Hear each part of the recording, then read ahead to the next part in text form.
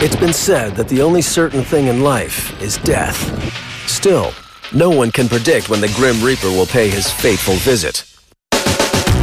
But a bizarre phenomenon involving one Hollywood actor is raising some dark questions. At number 10 on the countdown, Billy Bob Thornton and his unlucky co-stars.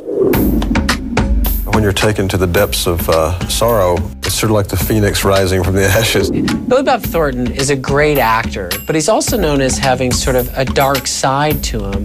And that reputation really was bolstered by the fact that a lot of people who he has worked with have died at a young age.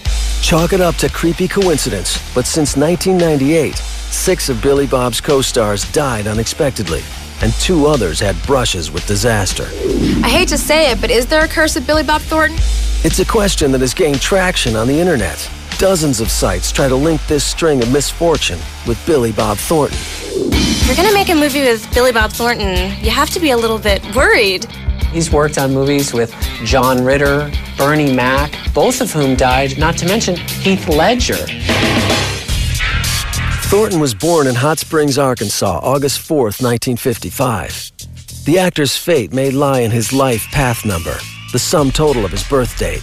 I think Billy Bob has been always used to freaky things happening, and his numbers point to that. He has double 5, which means every time he turns around, there's a new drama. There's a new problem. According to those who believe there is a curse, this string of tragedies began in 1998, when one of Thornton's Sling Blade co-stars made an abrupt final exit. Some sad news to report. Character actor J.T. Walsh has died of a heart attack at the age of 54. Jim Varney, the rubber-faced comedian, appeared with Thornton in the 2001 film Daddy and Them. He died of lung cancer exactly 2 years later, at age 50. More than 3 years passed. Then in September 2003, friends Warren Zevon and John Ritter died within 4 days of each other. Ritter was just 54. He co-starred with Thornton in Sling Blade and Bad Santa. John was like the funniest guy I ever knew. Thornton has not commented on the existence of this curse, and skeptics say it's tough to pin these tragic deaths on the paranormal. Well, Hollywood stars are associated with curses simply because they stand out. Pick out any stars you want and start connecting the dots. It's easy to do. But in 2008, 2 more names were added to the list. First was 28-year-old Heath Ledger, who appeared alongside Thornton in Monsters Ball. Then, funny man Bernie Mac, also from Bad Santa, died after a brief battle with pneumonia. Hollywood mourning the loss of comedian and actor Bernie Mac. The 50-year-old funny man died Saturday at a Chicago hospital. Most recently, 2 of Billy Bob's co-stars, Morgan Freeman and Shia LaBeouf, were in serious car accidents. Both lived to tell about it. Curse, coincidence, or just simply Hollywood hype? Throughout his lifetime, a single number haunted John Lennon. On many occasions, it proved to be a good omen. But did this number play a part in Lennon's tragic death? Next up on our list, John Lennon and the curse of the number 9.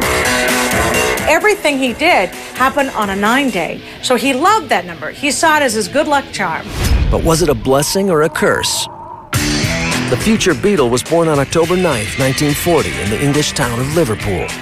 The city he was born in, Liverpool, with 9 letters. At an early age, John discovered that this special digit held great significance in his life. The Beatles were discovered on November 9th, 1961 by Brian Epstein. When he was on Ed Sullivan for the first time, which everyone knows about that appearance, it was February 9th. I think the whole, whatever it is, the universe is a series of cycles. If you look at his music, a lot of his music, the 9 was involved because he saw it as something that would promote the success. One After 909 and Revolution 9 were 2 songs written by Lennon and Paul McCartney before the Beatles called it quits after 9 years. If you had 9 years to 1961, that's 1970. It's the year the Beatles broke up. 9 years after he first met Paul, Lennon met Yoko Ono on November 9th, 1966. The couple's son, Sean, was born 9 years later on John's birthday, October 9th. John and Yoko moved to the United States. It was in 1971.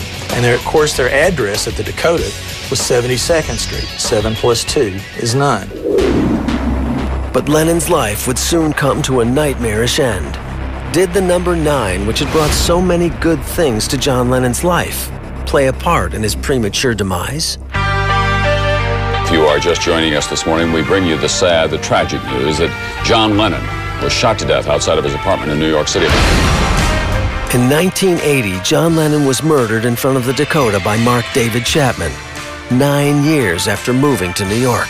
Mr. Chapman came up behind him and called to him, "Mr. Lennon." He emptied the Charter Arms .38 caliber gun that he had with him. He was pronounced officially dead at 11:07 p.m. 7 + 1 + 1 is 9. He's not dead. John Lennon can't be dead. But did the connection to the number 9 end there? Lennon died on December 8th, not the 9th, nearly 1 hour before midnight. But here's the strange part. The date in Liverpool was December 9th. Sadly, John Lennon's obsession had come full circle. When we come back, how did a cursed Hollywood screenplay spell the end for 5 Hollywood funny men? No, I'm not going to go so far as to say that I killed Chris Farley.